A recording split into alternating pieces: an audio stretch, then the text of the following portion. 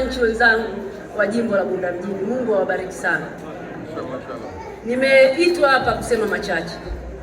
Kwanza niwapongeze kamati ya maandalizi chini ya shehe wetu wa wilaya pamoja na viongozi wangu wa chama wakiongozwa na katibu wa chama na katibu wa wazazi, mwenezi pamoja na makatibu wangu. Wamefanya kazi nzuri sana na baadhi ya makatibu wa kata kwa ajili ya kuandaa tukio hili adhimu. Lakini kuandaa ni jambo lingine. Watu kukubali kuja kushiriki na wewe iftar ni jambo lingine.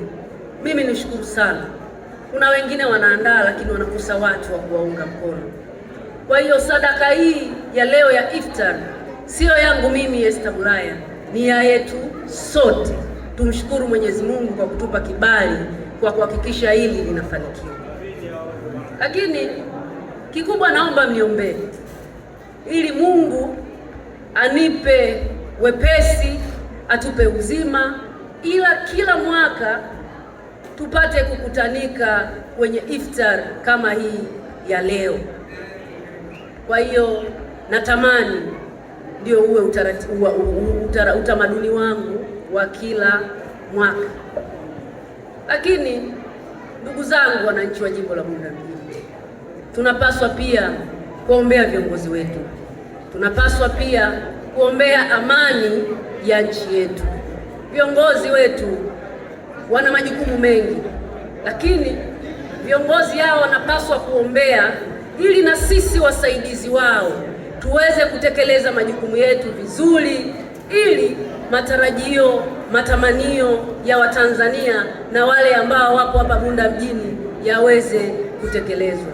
Mheshimiwa Katibu wa chama na shehe wangu wa wilaya, juzi tumetoka kupitisha mpango ambao utagharimu zaidi ya trilioni 84, na kwenye hizo trilioni 84, trilioni 60 zinategemea sekta binafsi.